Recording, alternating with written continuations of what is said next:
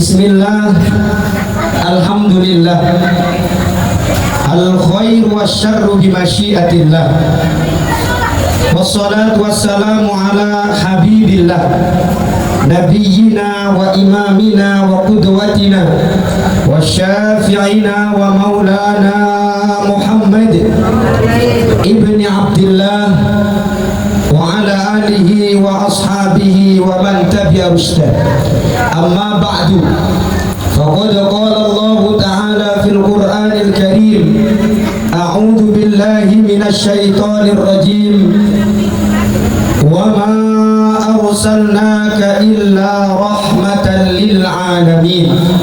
Sadaqallahul azim wa sadaqa rasuluhun nabiyyul karim, wa nahnu ala dhalika insyaallah minasy syahidin wasyakirin, walhamdulillahi rabbil alamin. Ashabal fadilah, para alim, para ulama, para kiai, para ustadz dan ustadzah, sahibul fadilah, sahibul wilayah, kelurahan Luaibu, Bapak Lurah, Bapak Haji Eri Suparjan Esos MSI, beserta sekretaris lurahnya atau staf-stafnya yang hadir. Yang kami hormati Bapak Ketua RT Merangkap, Ketua Yayasan Saunah Kaltim, Bapak Haji Indra Gandri yang kami muliakan beserta keluarga. Amin Allahumma amin. Para tokoh-tokoh agama RT yang hadir pada kesempatan malam hari ini,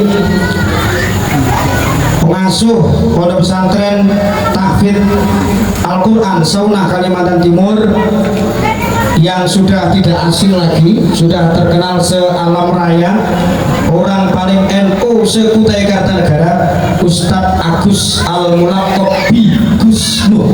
Jadi panggilannya itu Gus Nur. Ini orang yang paling NU sedunia. Jadi nggak ada orang yang berani melabeli namanya dengan NU kecuali Ustadz Agus. Panggilannya di akun medsosnya Gus Nur. Nah, mudah-mudahan Allah Subhanahu wa taala berikan kesehatan zahiran wa batinan. Amin. Santriwan santriwati pada pesantren Tahfidz Al-Quran Saunah Kaltim yang kami banggakan, serta hadirin wal hadirat, ibu dan bapak, besti-bestiku yang cantik semuanya yang dirahmati oleh Allah Subhanahu wa taala. Alhamdulillah wa syukurillah, malam hari ini kita bersama-sama merasa bahagia, merasa bersyukur. Orang-orang seperti Pak Lurah mau hadir dalam kegiatan, sekretaris Lurah hadir dalam kegiatan maulid ini. Kalau dipikir Pak Lurah itu sibuk, repot, pekerjaannya banyak, termasuk Bapak sekretaris Lurah juga seperti itu. Kita juga bukan orang-orang yang nganggur, kita punya aktivitas yang banyak, santri pun juga punya kegiatan yang banyak. Tapi malam hari ini kita bersyukur kita menyempatkan diri hadir dalam majelis yang sangat penting, yang tidak boleh tidak ada sampai hari kiamat, adalah majelis Maulid Rasul Sallallahu Alaihi Wasallam. Mudah-mudahan hadir kita, Pak Lurah, dan kita semuanya hadir di sini benar-benar disaksikan oleh Rasulullah Sallallahu Alaihi Wasallam dan kelak akan disyafaati beliau pada hari kiamat. Amin Allahumma. Ini pun juga menjadi wujud syukur kita atas nikmat dan karunia Allah yang telah diberikan kepada kita, mulai dari nikmat yang kecil sampai nikmat yang kita tidak mampu menyebutnya. Maka pada kesempatan malam hari ini, mari kita mengaturkan rasa syukur biqaulina alhamdulillahirabbil hadirin wal hadirat rahimakumullah. Sesuai undangan yang saya terima dari pimpinan Yayasan Saunah Kaltim, bahwa saya diamanati untuk mengisi tausiah di kegiatan maulid kali ini, saya kemudian teringat sebuah hadis, Pak. Ketika saya tadi itu nyasar, saya kira di pesantren yang lama di tempat Pak Jun, karena dulunya saya kenal beliau ya di rumahnya. pengajiannya ya di rumahnya, yang mengenalkan saya ya Gus Nur mengenalkan saya. Lalu saya pikir di sana. Terus kemudian saya sampaikan sama beliau karena lagi sholawatan nggak jelas. Akhirnya beliau telepon saya dan saya lihat WA-nya di Gang Dewi Sri, betul ya? Gangnya Dewi Sri. Ternyata Rasulullah Shallallahu Alaihi Wasallam jauh-jauh hari sudah memprediksi, di mana Rasulullah bersabda, Inna lillahi malaikatan yatufuna fit turuq yaltamisuna ahla dzikri. Sungguh Allah ini memiliki ribuan malaikat, bahkan tidak bisa dihitung berapa jumlahnya malaikat itu. Yaltamisuna ahla dzikri, disebar oleh Allah fitur, disebar di jalan, disebar di gang. Ternyata gangnya adalah Gang Dewi Sartika. Dewi Sri, Dewi Sri ya. Di Gang Dewi Sri. Ternyata malaikat ini disebar oleh Allah di gang manapun, termasuk di Gang Dewi Sri. Yaltamisuna ala dzikri, ngapain malaikat disebar? Yaltamisuna ahla dzikri, malaikat diperintah oleh Allah untuk mencari orang-orang yang sedang duduk-duduk berzikir, duduk-duduk mendengarkan tausiah, duduk-duduk kumpul bareng silaturahim. Jadi malaikat ini ditugasi. Cuma malaikat itu bisa kita melihat. Maunya kita lihat banyak viral nanti. Kalau Pak Lurah jelas orangnya ganteng, tampan, songkoknya, waduh, ketua yayasan juga gagahnya luar biasa, bisa kelihatan. Tapi malaikat-malaikat Allah itu diciptakan dari nur cahaya sehingga tidak bisa dilihat. Nah, malaikat-malaikat ini ditugasi oleh Allah nyari orang-orang yang sedang zikir, sholawatan, ngaji, mencari ilmu, nuntut ilmu, silaturahim, melakukan kebaikan. Ternyata ditemukan di Gang Dewi Sri. Fa'idha wajadu, malaikat sudah menemukan rombongan yang sedang mengadakan kegiatan zikir malam hari ini. Fa'idha wajadu, ketika malaikat menemukan kita di Gang Dewi Sri, malaikat kemudian berkata, halummu ila hajatikum. Cuma malaikat nggak ngomong secara langsung ya. Kita kalau dibisiki malaikat nanti bisa saja nanti masalah itu. Cuma redaksi hadis mengatakan halummu ila hajatikum. Ayo orang-orang yang sedang ada di sini, sampaikan, sebutkan apa hajat keinginan kalian. Jadi sebenarnya malaikat sudah sampaikan itu. Maka saya yakin bapak-bapak dan ibu-ibu semua yang hadir di sini kepingin hajat-hajatnya dikabulkan, betul? Punya keinginannya kabul, kepingin hidupnya tenang kabul, kepingin anaknya hafid Al-Quran dikabulkan oleh Allah. Dan ini yang menawarkan bukan Pak Lurah, bukan Ustaz, bukan ketua yayasan, tapi yang menawari adalah malah malaikat. Ayo sebutkan aja. Ayo dirangkai hajat kita apa hadir di majelis ini. Ada yang mungkin sakit, nggak sembuh-sembuh, hadir di majelis sholawat. Ainul yakin, sholawat itu mampu menyembuhkan segala macam. Makanya ada orang sakit, entah itu batinnya atau entah itu sakit zahirnya secara fisik, di sana ada satu sholawat yang paling masyhur dan kita semuanya hafal dengan sholawat itu. Allahumma sholli ala sayyidina Muhammadin tibbil qulubi wa dawaiha wa semuanya abadani wa nuril absari wa diyaiha wa ala alihi wa sahbihi wa sallim. Allahumma salli ala sayyidina Muhammadin tibbil qulubi wa dawaiha wa abdani wa ansari wa diyaiha wa ala alihi wa sahbihi. Sekali lagi, Allahumma salli ala sayyidina Muhammadin tibbil qulubi wa dawaiha wa amil abdani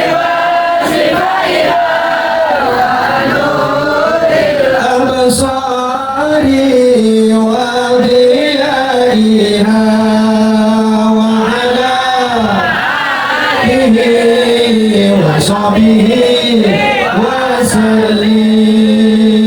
Allahumma sholli ala Muhammad. Jadi kita hadir di sini mungkin ada yang sakit, entah sakit batinnya, sakit hatinya, atau sakit jasad tubuhnya. Itu bisa sembuh lantaran sholawat, lantaran ikut maulid, lantaran memperingati hari lahirnya Nabi Muhammad. Allahumma sholli ala Muhammad. Hadirin rahimakumullah, kita pasti tahu dan santri-santri pasti hafal semua, ada namanya qasidah burdah. Kalau ibu-ibu namanya sholawat burdahan gitu ya, mulai sholli wa sallim itu ya, itu burdah. Yang mengarang adalah Syekh Imam Al-Busiri. Saat mengarang, Syekh Imam Al-Busiri ini dari Mesir, itu orangnya sakit lumpuh total, nggak bisa ngapa-ngapain, nggak bisa ngapa-ngapain, hanya otaknya yang jalan, fisiknya nggak bisa ngapa-ngapain, total. Ini kemudian teringat pada seseorang, kangen sama seseorang. Rata-rata kalau orang sakit itu ya fisiknya sakit sih, cuma biasanya sakit ini disebabkan karena mikir utang, angsuran BRI, cicilan Tupperware, lah itu biasanya. Ini sang ulama ini sebelum ngarang kita itu dia kangen sama seseorang atau mikir seseorang, maka di dalam burdah itu amin tadzakuri jiranin bidhi salamin mazastadam anjaro min muklatin bidami amhabbatir rihu min tilqai kadimatin wa awmadol barkumin idomi maulaya salli wa sallim daiman abada ala habibika khairil khalqi kullihim. Enaknya itu kalau punya santri itu begitu Pak, jadi yang diambil belakang itu enaknya santri itu seperti. Jadi Syekh Imam Al-Busiri ini kangen mengingat-ingat seseorang, tapi yang dikangeni nggak ngerti siapa. Lalu diurut-urut pengingatannya, diurut-urut, ternyata kangen pada seseorang yang inilah baginda Nabi Muhammad Sallallahu Alaihi Wasallam. Mengingati akhlaknya, mengingati sirah perjalanannya. Ini sakit. Nah, saking mikirnya kekasih ya, kayak kamu tuh loh, kalau mikir pacarmu tuh loh, sampai ngapalin surat apa namanya Al-Kafirun, ora apa-apa, kuliah ayyuhal kafirun la a'budu ma ta'budun wala ini ternyata karena kebanyakan mikir pacare, mikir yang lain gitu. Sama kenapa orang yang sudah tua-tua itu suruh ngapalin itu susah, ngapalin Quran susah, ngapalin pokoknya dikit-dikit susah. Kenapa? Karena kebanyakan mikir utang. Coba nggak punya utang, ngapalkannya gampang gitu. Nah, singkat cerita, saking kangennya itu sampai terbawa dalam mimpi. Ternyata sang kekasih datang. Namanya kekasih itu apapun diberikan.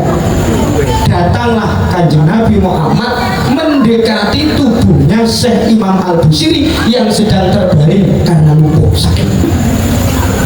Datang di situ dan dilihat oleh Imam Al-Busiri, ternyata baginda Rasulullah membawa Buddha. Ini loh, Buddha itu apa gitu? Nah, sorban atau kemul lah, kemul begitu. Kemul itu selimut lah. Nah, Buddha ini dikemulkan, diselimutkan kepada Si Imam Al-Busiri kaget. Sama nggak usah bayangkan Nabi Muhammad, Pak Lurah datang itu kita atur posisi, itu baru Pak Lurah. Nanti naik lagi Pak Camat datang itu tempatnya khusus, ya kan? Itu baru Pak Camat. Nanti Bupati juga begitu. Bahkan kalau sudah sampai di level Bupati, sampean itu berebut kepingin foto bareng Bupati. Itu baru Bupati, nanti naik ke Gubernur, naik lagi ke Menteri, naik lagi ke Presiden, itu kita bangga banget. Nah ini Nabi Muhammad betapa kagetnya seorang Syekh Al-Busiri didatangi orang yang paling mulia se-alam raya ini, terus dikemulkan atau disurutkan. Karena dalam mimpi dia kaget, lalu bangkitlah beliau itu tanpa disadari asalnya adalah lumpuh, nggak bisa ngapa-ngapain, bangkit, larilah dia. Seolah-olah ini mimpi ini beneran apa enggak, lari dia. Jangan-jangan itu mimpi dari setan dan lain sebagainya. Akhirnya, saya kok bisa jalan, saya kok sembuh. Subhanallah, barokahnya sholat akhirnya dikaranglah kitab Buddha itu sampai ratusan bait, kurang lebih 600 sekian bait. Itu biasanya diamalkan oleh kita di mungkin setiap hari Jumat itu kita sholat Buddha, betul Bu ya? Nah ini fadilahnya, keutamanya ada sehat. Maka di antara kita mesti ada yang punya hajat, kepingin sehat, kepingin hidupnya tentram, kepingin punya anak-anak yang saleh dan salihah. Itu malaikat sudah tawarkan itu, ditemukan, lalu lapor kepada Allah. Malaikat itu nggak pernah nolak perintah Allah, nggak pernah maksiat. Tapi kalau kita sebagai manusia rata-rata melakukan maksiat. Kita manusia ini maksiat. Tapi kalau yang namanya malaikat nggak pernah. Malaikat itu pasti wayat anu nama yukmarun. Ada sudah 30 juz. Di dalam surat At-Tahrim itu ada gambaran malaikat yang tidak pernah menolak perintah Allah. Malaikat berangkat ke Gang Dewi Sri, siap. Malaikat berangkat ke Timbau, siap. Malaikat berangkat ke kantor lurah Lepu, siap. Kalau manusia ada kritisnya enggak Pak Lurah? Nah itu kalau manusia. Kalau malaikat itu enggak. Makanya selalu wayaf anuna mayuk marun. Apapun perintah dari Allah pasti dilaksanakan. Santri juga harus belajar dari perilaku malaikat. Diperintah oleh ustadznya harus taat. Itu namanya tolibun mutiun, santri yang taat. Allahumma sholli ala Muhammad. Wis lanjut, malaikat lapor kepada Allah. Ada di Gang Dewi Sri ini orang-orang yang berjilbab kumpul semua, ada yang muda, ada yang tua, semuanya kumpul, semuanya melakukan kebaikan. Lalu Allah bertanya kepada malaikat. Bertanyanya Allah bukan Allah nggak ngerti, bukan, jangan dipahami loh. Allah itu punya sifat Al-Alim, Maha mengetahui, Al-Latif, Allah Maha lembut, Al-Khabir, Maha teliti. Nah, Allah bertanya, wahai malaikat, mimma yas'alun. Kira-kira rombongannya Gus Wi minta apa? Rombongannya Pak Lurah itu minta apa kira-kira? Lalu malaikat menjawab, saya mendengar di situ ada sholawatan, ada istighfar dan lain sebagainya. Mereka itu yas'alunal jannah. Rata-rata semuanya kepingin masuk surga. Yang hadir semua di sini itu seluruhnya yakin saya kepingin masuk surga. Nah, itu yang saya dengar dari doa-doa mereka, ya Allah. Terus wahal ra'auha, apakah Pak Lurah, ketua yayasan, santri dan semua yang hadir itu pernah melihat surga? Qalu lama ya Allah. Saya yakin Pak Lurah belum pernah melihat sejatinya surga. Itu kata malaikat. Wa kaifa law ra'auha? Allah kemudian bertanya, jika seandainya Gusnu, Pak Lurah dan semua yang hadir ini melihat dengan mata kepala bagaimana kenikmatan surga, apa yang kira-kira mereka lakukan? Lalu malaikat menjawab, demi Allah, kalau Pak Lurah dan seluruh warga yang hadir pada malam hari ini melihat dengan mata kepala keadaan surga, kanu asyaddu hirsan lil ibadah. Saya yakin mereka kalau tahu surga ada bidadarinya, ada wildanun mukhalladun. Orang di surga itu ingin sesuatu itu nggak usah minta, kerentet di dalam hatinya, ma khatara alal qalbi, yang yang sudah kerentek di dalam hati, pingin sate misalkan, itu datang. Bahkan pingin apa namanya ayam panggang atau burung dara itu apa siput itu hanya membayangkan di surga nanti itu ada burung-burung yang berterbang. Kalau kita mengendaki, kita lihat burungnya, burung itu sudah ada di hadapan kita, maswiyan, sudah terpanggang, siap disantap. Itu surga. Nah kalau mereka warga yang ada di sini itu tahu surga gimana? Pasti mereka itu sholati rajin, sholawati rajin, nggak mau nyakiti tetangga, hormat sama yang tua, nurut sama gurunya, istri setia sama suaminya, suami setia sama istrinya, tidak kepingin kawin lagi. Nah itu kalau sudah tahu surga. Oh di sana sudah disiapkan bidadari, makanya saya itu pola pikir orang kawin lagi itu lucu, karena di surga sudah disiapkan. Cuma kadang-kadang ya ada urusan-urusan tertentu lah ya. Jadi kenikmatannya itu seandainya dilihat kayak apa, demi Allah semua yang hadir pasti akan sholat lebih rajin, syukur gak pernah ketinggalan, ngaji terus, gak ngaji HP. Nah, ada orang tuh ngajinya ngaji HP Pak, HP mana-mana dibawa, masjid bawa, rapat kelurahan bawa, undangan maulid bawa, 40 harian orang meninggal bawa, nikahan bawa, ke pantai Manggar bawa, di dapur bawa, belanja lele sayur HP juga dibawa, sampai ada pertemuan kalau orang-orang lagi makan bersama itu Pak, keluarga apa, family gathering apa ya itu pokoknya quality time. Oh itu saya bisa bahasa Inggris, gak kalah sama Ustaz Agus. Quality time itu istri diajak, anak diajak, bapaknya, anaknya 2, itu satu meja, rata-rata menunggu makanan datang. Itu yang dilakukan apa? Mainan. Maka bersyukur santri-santri itu ada di pesantren, mainannya bukan HP, kitab, nahwu, bahasa Arab, Al-Quran, betul. Beruntung di pesantren, syukur banget. Ya, mainan yang kok sama di luar itu, gak karu-karuan itu. Di luar itu semua HP, apapun HP. Bahkan manusia itu bisa masuk HP, janda-janda itu bisa masuk HP. Allahumma sholli ala Muhammad.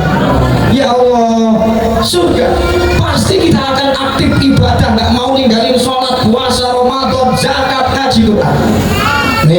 Lalu Allah berkata, wa mimma yata'awwadun. Dan kira-kira rombongan Pak Lurah, Loipu saat pengajian itu kira-kira mereka minta perlindungan apa?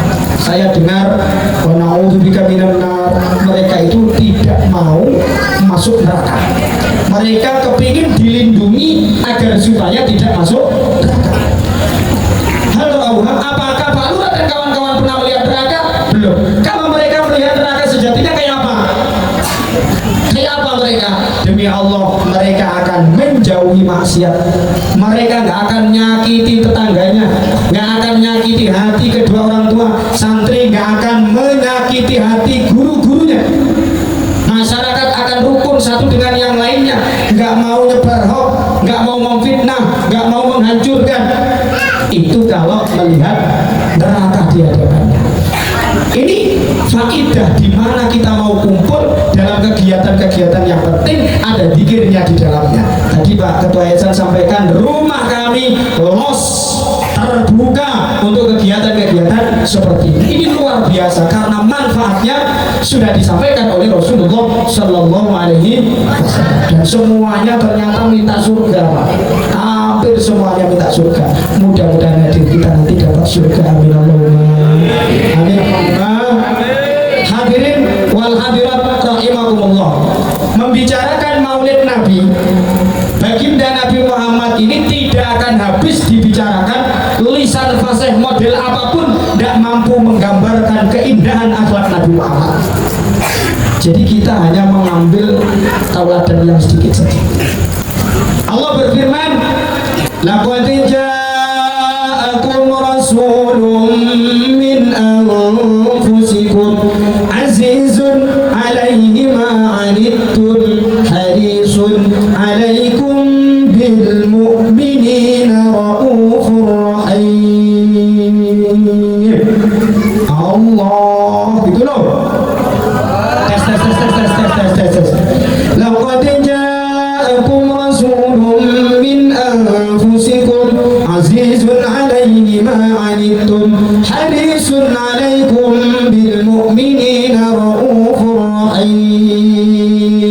amin.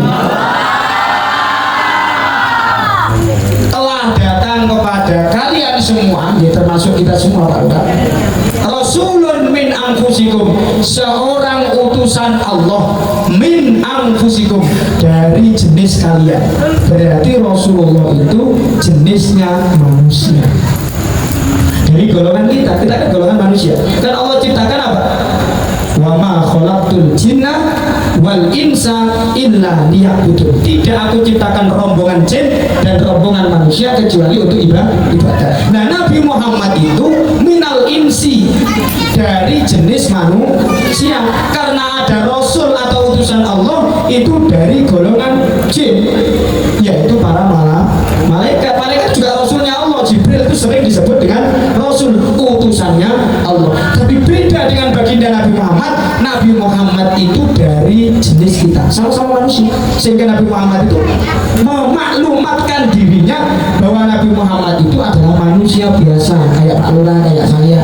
Makanya di dalam surat Al-Kahfi, penghujung surat Al-Kahfi itu kalau di sana dibaca pada hari apa? Hari Jumat pagi.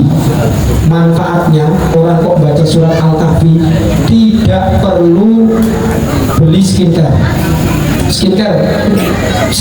supaya kulit putih itu, orang perlu baca saja surat Al-Kahfi di hari Jumat, maka akan menjadi pencerah bagi yang membacanya ma bainal jum'atain, di antara dua Jumat, satu minggu full glowing.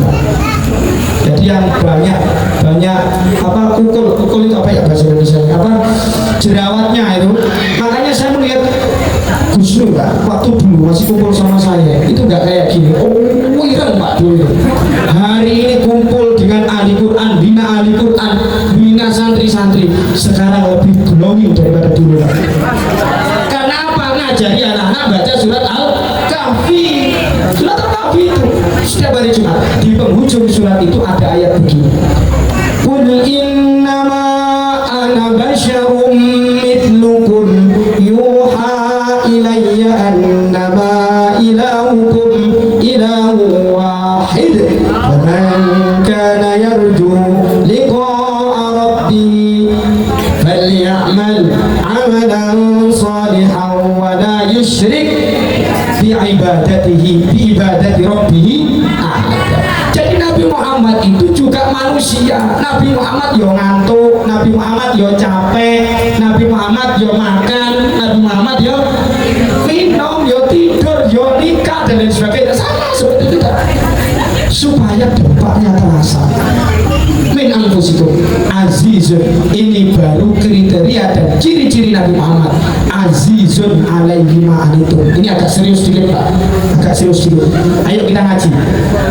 Nabi Muhammad itu azizun alaihi ma'anitum, rasanya berat.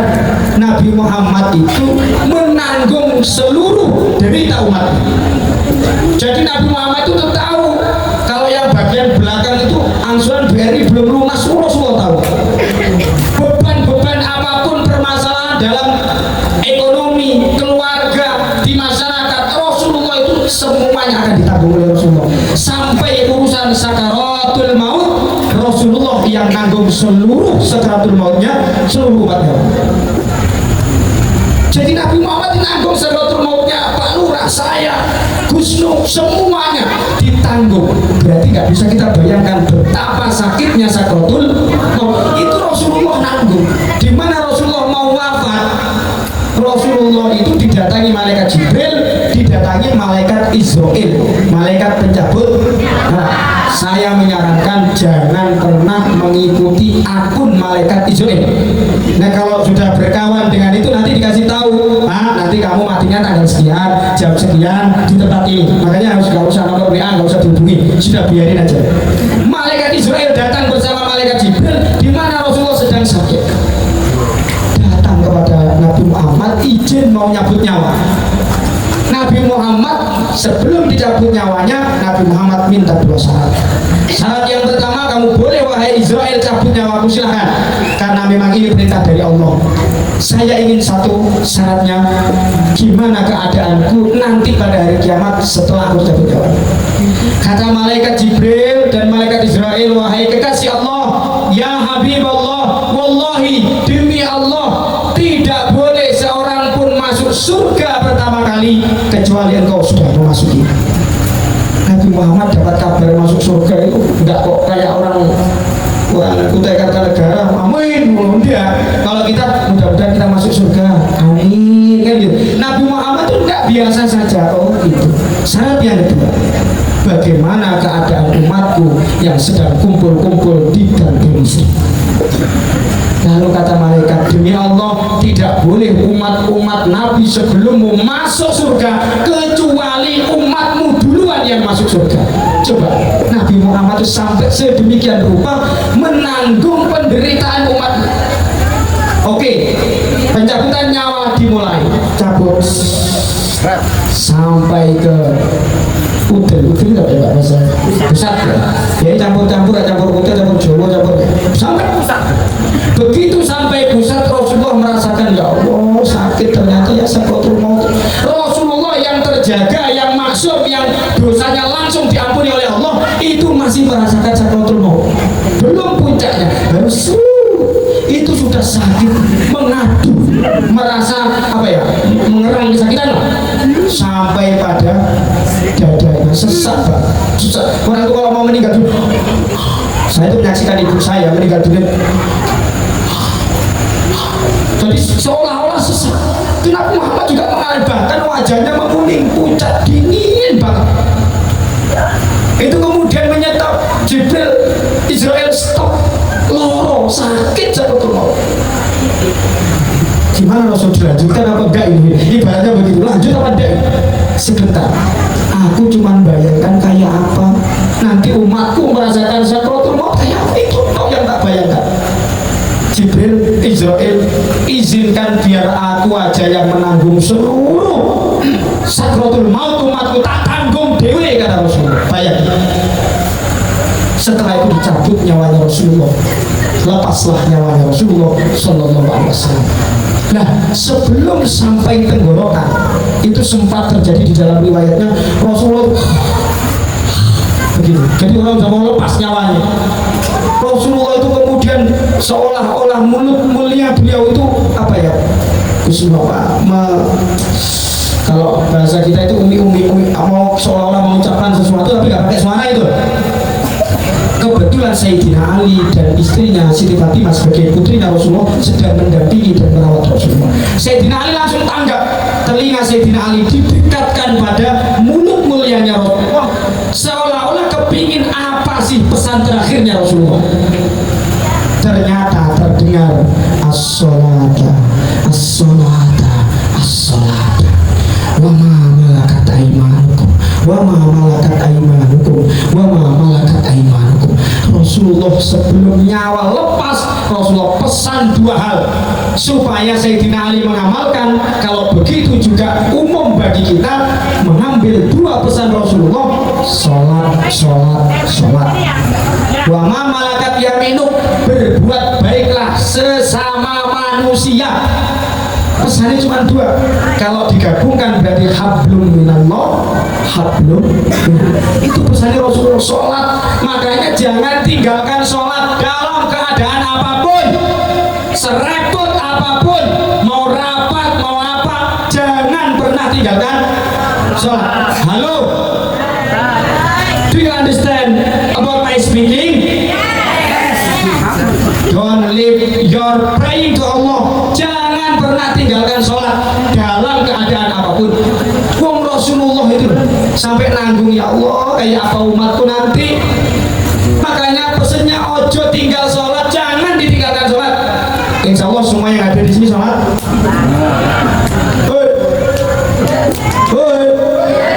Sholat semuanya.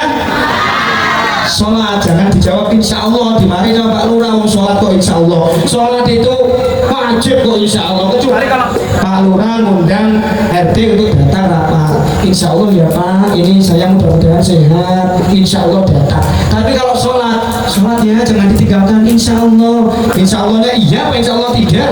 Nah, sholat gak boleh insya Allah. Sholat itu iya dilaksanakan, wajib 5 waktu. Wong awalnya prosesnya 50 waktu dalam peristiwa Isra Mi'raj. Saking Nabi Muhammad minta keringanan agar umatnya ini nyaman menjalankan sholat. Kalau 50 waktu ini Pak Lurah nggak sempat rapat, nggak sempat ini, nggak sempat ibu-ibu nggak sempat selfie. Memang kalau 50 waktu orang sempat loh selfie. Terus ke Pujasera yang baru buka kemarin ya, Pujasera apa Tua Himba air mancur Tua Himba itu loh, itu kan ada apa tempat baru untuk jajanan atau pasar itu, nggak sempat ke sana. Sholatnya 50 waktu. Nah Rasulullah itu mikir orang-orang yang ada di Tegal, dipikir sama Rasulullah nggak kuat, akhirnya minta dispensasi. Singkat cerita jadi 5 waktu. 5 waktu Gus, kadang-kadang masih dikorup. Jadi ternyata bukan uang aja atau waktu aja nih. Sholat itu kadang-kadang yang sering dikorupsi subuh. Ya Allah, subuh kasihan ya sama subuh. Dikorupsi aja. Saya tuh kepingin yang korupsi subuh itu tangkap KPK gitu loh ya. Ini sholat menjadi penting karena itu pesan terakhir Rasulullah. Jaga sholatnya. Sakratul maut sakitnya luar biasa. Dalam riwayat orang sakratul maut yang paling ringan seperti diiris-iris dengan 100 pedang. 100 pedang sakitnya sakratul maut yang paling ringan, bayangin kalau yang paling kejam kayak apa, yang paling keras. Nah itu kemudian menjadi pengingat kita, ya Allah betapa azizunnya atau betapa kuatnya Rasulullah menanggung beban penderitaan umatnya. Gitu kon sholawatan kok malas, kon sholat apa namanya peringatan maulid kok malas, ngaji malas, sholat malas. Itu kita ini nggak tahu terima kasih sama Rasulullah, sudah ditanggung beban penderitaan kita. Makanya kalau sakit selawatlah yang banyak, sembuh sambil berusaha apa ikhtiarnya ke dokter dan sebagainya. Sampai punya utang BRI nggak lunas, coba lihat sholawatan apa. Kalau sampai sholawat ikhtiar bekerja terus apa sih irit, maksudnya nggak sembarangan beli-beli sesuatu, insya Allah segera lunas BRI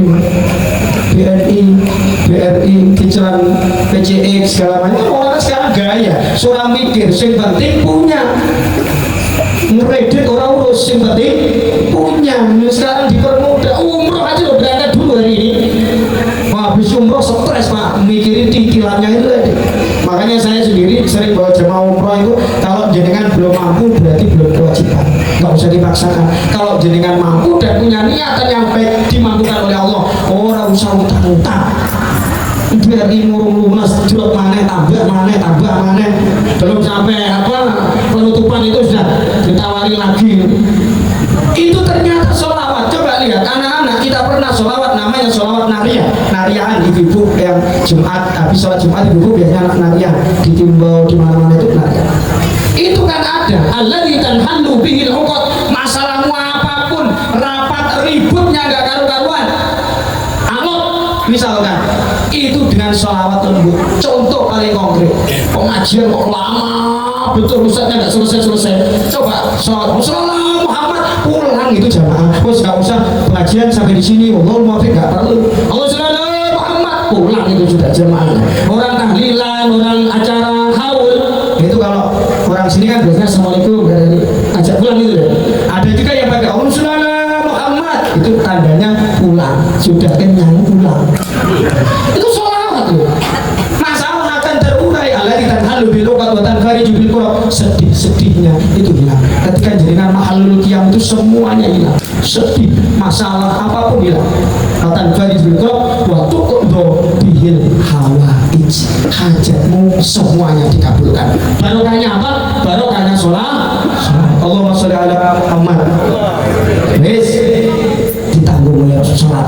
Yang kedua, hubungan baik sama tetangga, sesama manusia. Hormati pimpinan kita, meskipun kita beda pendapat, beda pilihan, hormati. Beda-beda boleh, beda-beda bahkan harus beda-beda itu. Karena itu ikhtilafu ummati rahmah. Perbedaan antara saya dan Pak Heri itu rahmatnya Allah. Saya dengan Pak Ketua Yayasan itu rahmatnya Allah. Dan tidak perlu, mohon maaf, saya meluruskan sedikit apa yang beliau sampaikan. Kita tidak akan pernah bisa sama. Tidak akan pernah bisa sama. Kita mesti berbeda. Cuman ayo kita saling menghargai perbedaan. Kalau dipaksa sama nggak bisa. bisa. Memang sulit. Teorinya iya, tapi dipaksa sama tidak bisa. Kita hanya diajarkan oleh Rasulullah menghargai perbedaan, bahkan kepada orang non-Muslim sekalipun Islam mengajarkan untuk menghargai perbedaan. Nabi Muhammad, hubungan baik sama manusia. Semakin kita sholat 5 waktu, sama tetangga semakin baik, sama yang sakit semakin peduli, semakin punya empati. Bukan malah semakin sholat, semakin zikir, malah diundang ke kantor desa nggak mau datang. Katanya di desa urusan dunia, di sini urusan akhirat. Loh, ini salah penerapan. Kalau ikut Rasulullah, urusan Allah kuat hubungannya, urusan manusia juga kuat hubungan. Rasulullah basar manusia, yo bertetangga, yo jualan. Cuman dulu belum online, masa Rasulullah nggak ada online. Sekarang lo apa-apa online, Pak. Baju nggak usah ke pasar, online. COD, bakso COD, es dawet itu loh, es COD. Ya Allah, semua sekarang sudah dipermudah, dan itu basyariah, manusia biasa seperti itu. Rasul juga mengalami hal yang sama. Makanya ayo kita kembali kepada bagaimana pribadi Rasulullah mau menanggung penderitaan. Izin Ustadz juga harus berani menanggung murid-muridnya. Wisnu, gimana kalau ngurusin capek? Ya capek. Kadang-kadang anak-anak nongak gitu. Itu kalau curhat sama saya, nggak mungkin dengan nggak mungkin. Itu curhatnya sama saya, tadi di program gini. Itu curhatnya sama saya sambil ngopi. Ketua yayasan wani sama ketua yayasan. Nah itu kalau nyontoh Rasulullah begitu. Memang harus sabar. Ujiannya di itu. Pemimpin juga seperti itu. Masyarakatnya dengan ada yang anyel, ada yang muda, ada yang taat, ada yang memusuhi jenengan, tapi Rasul tetap mau menanggung. Allahumma sholli ala Muhammad. Suami juga begitu. Rata-rata istrinya penuntutan apa penerimaan? Mas itu loh, kayak istrinya Pak Lurah itu loh, cantik. Nah, cantik itu kata gitu modalnya, modalnya ya cantik. Oh, aku minta ini, minta itu, perhiasan ini, tanpa mengukur kemampuan suami. Apa yang harus dilakukan? Ya sabar. Memang karakter wanita itu selalu cerewet. Kalau nggak cerewet bukan perempuan. Kok ada orang laki-laki cerewet, namanya bencong. Masih bencong. Oh, itu sudah kodrati. Jangankan kok Pak Lurah, jangankan kok Ustadz Sayyidina Umar kalah sama bininya kok. Ini ya Ustadz kampung, penceramah kampung kayak saya. Ala-ala sama istri jangan pernah melawan. 1000 dalil mandal. Pak Lurah itu pengalamannya. Oh, istri itu seorang kena dikalahke. Istri itu masih menang dan harus menang. Makanya suami yang baik adalah suami yang mampu meratukan istrinya. Halo, sepakat? Iya, itu teori Rasulullah. Rasulullah nggak pernah menyakiti istrinya, nggak pernah menjelek-jelekkan istrinya. Cara manggilnya pun dengan panggilan yang indah. Ya Umairah, wahai istriku yang merona merah pipinya. Hanya sekarang nih kita menikah di awal-awal pengantin baru, Pak. Oh, sayang, I love you. Coba nanti kalau udah punya anak terus meteran listrik itu sudah gak ada sayang lagi. Mikir listrik itu bayarnya piye? Kompor udah dicetek gak bisa. Oh, itu berarti gasnya habis. Sudah ada I love you, sayang sudah ada. Maka menjaga rumah tangga pedoman Rasulullah. Bagaimana Rasulullah diperlakukan secara umum, disuguhi makanan oleh istrinya, dimasakkan kasinan. Apa yang terjadi? Apakah marah-marah? Nah, kalau Ustadz dia langsung keluarkan dalil al-mar'atu sholihatu, wanita yang sholihah idza nadarta ilaiha sarratka, ketika dipandang menyenangkan, ketika diperintah nurut. Nah itu kan teori Pak Lurah ya. Kenyataannya dalil ini orang kanggo dalam rumah tangga kita. Kalau melawan bini etam tulis pokoknya kan. Wes singkat cerita Rasulullah menyikapinya. Ya Allah, sini dek, Siti Aisyah, ya Allah, tali hena, nakul maaf, ayo kita makan bareng. Apa kata Rasulullah? Aku suapin kau ya, aku udah lama rindu di masa-masa pengantinan dulu. Kalau pengantinan kan suap-suapan tuh, diatur oleh wedding organizer gitu ya. Wah, disuapin sama Nabi Muhammad. Rasanya asin. Apa kata Ustaz? Rasul kok rasanya asin. Rumah sana piye asin, mari tak makannya asin banget. Tapi Rasulullah tidak menampakkan kamu ini rumah tangga sama aku berapa tahun, masa gak ngerti apa kesenanganku, apa kebiasaanku. Wanita dibentak sekali saja, wanita ini sudah hatinya itu sakit. Jangankan dibentak, ngajak curhat sama suaminya, cerita, suaminya nggak mau noleh aja mainan di HP, sakit hatinya. Betul? Dibikinkan kopi karena Pak Lurah sudah ditunggu Pak Camat rapat, ditinggal kopinya. Mas, tak bilang-bilang tak bikin kan, aku bangun pagi-pagi demi dirimu Mas. Begitu kopinya sudah jadi kamu tinggal, ya Allah, longso. Betul, wanita itu gitu, wanita itu lembut, wanita itu butuh sentuhan-sentuhan atau kata-kata yang lembut. Wanita nggak mau dibentak, betul? Ada suami mati-mati. Ingat sabda Rasulullah, khairukum li ahli wa ana khairukum li ahli. Sebaik-baik kalian wahai para misua suami adalah orang yang paling baik terhadap keluarga, termasuk istri dan anak-anak. Itu kalau ditarik ke pesantren sauna, ketua yayasan ya sing sabar, sing api, ustadz ya gitu. Khairukum li ahli, untuk keluarga. Dan aku kata Rasulullah adalah orang yang terbaik memperlakukan istri dan anak-anak. Rasulullah teorinya ada di sana, pedomannya itu azizun alaina anita. Yes, sampai jam biru ngajar. Dikit lagi. Lanjut ya. Ciri karakter Rasulullah yang kedua, ya setelah apa azizun harisun alaikum. Wes gini, Rasulullah itu pernah bersabda begini. Halo. Hai. Oke, listen to me, ya, dengarkan saya. Rasulullah pernah bersabda, qala Rasulullah sallallahu alaihi wasallam, kullu ummati yadkhuluna al-jannata illa man aba. Qila wa man ya'ba ya Rasulullah? Qala man ata'ani dakhala al-jannah wa man asani faqad aba. Semua umatku masuk surga. Amin Allahumma. Ini yang dawuh bukan Pak Lurah, bukan Ustaz, tapi yang dawuh, yang berkata adalah Rasulullah. Yang bersabda Rasulullah, semua umatku tak jamin masuk surga illa man aba, kecuali orang yang nggak mau masuk surga. Lalu ada sahabat yang bertanya, qila wa man ya'ba ya Rasulullah? Siapa ya kira-kira yang nggak mau masuk surga? Ada semua masuk surga, Alura masuk surga, saya masuk surga, pengen semua. Kata Rasulullah, man atau ani dakhalal jannah, siapapun dari umatku yang nurut taat sama aku, ajaranku, kata Rasulullah, dakhalal jannah, pasti masuk surga. Wa man asani, dan siapa yang menolak ajaranku, nggak mau baik sama tetangga, nggak mau hormat sama pimpinan, nggak mau bakti sama orang tua, nggak mau zakat, nggak mau sholat, itu berarti nggak nurut sama ajaran Rasulullah. Fakot abah, berarti dia sendiri yang menolak untuk masuk surga. Berarti dia milih neraka. Rasul udah kasih jaminan umatku semua masuk surga, kecuali yang mau. Lah, Bapak Ibu yang dirahmati oleh Allah, dari sabda Rasulullah kita tarik kesimpulan betapa Rasulullah itu kepingin semua umatnya itu selamat. Selamat berarti nanti pada hari kiamat tempatnya di surga. Panggil saat kisah, ini Suparjan, siap, catatan amalmu ini, pernah sholat ngisi apa namanya, sambutan acara maulid, sambutan acara Isra, diberikan pada tangan kanan. Fa'amman utiya kitabahu biyadini, ketika sudah terima dari tangan kanan, aman Pak, pasti surga tempatnya. Amin Allahumma. Lo yang masuk surga duluan bukan Gus Nur sebagai pimpinan pesantren biar alim mau kayak opo orang. Ternyata yang masuk surga duluan pemimpin adil, mimpin kelurahannya.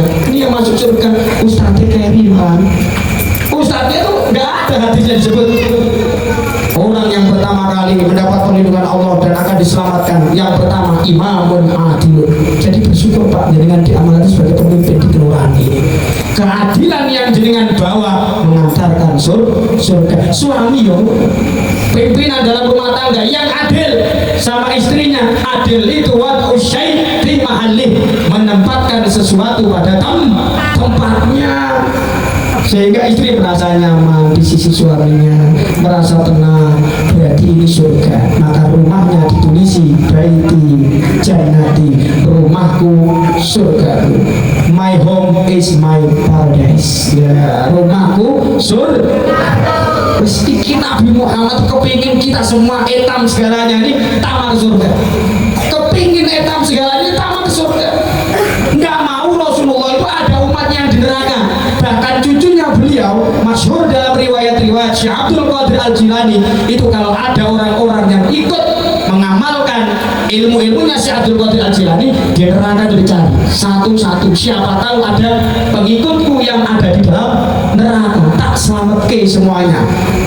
Apalagi Rasulullah. Makanya anak-anak pernah dengar gak selawat ya Imam Ar-Rusli ya sanadi Allah Allah anta ba'dallahi mu'tamadi fi dunya ya wa akhirati ya Rasul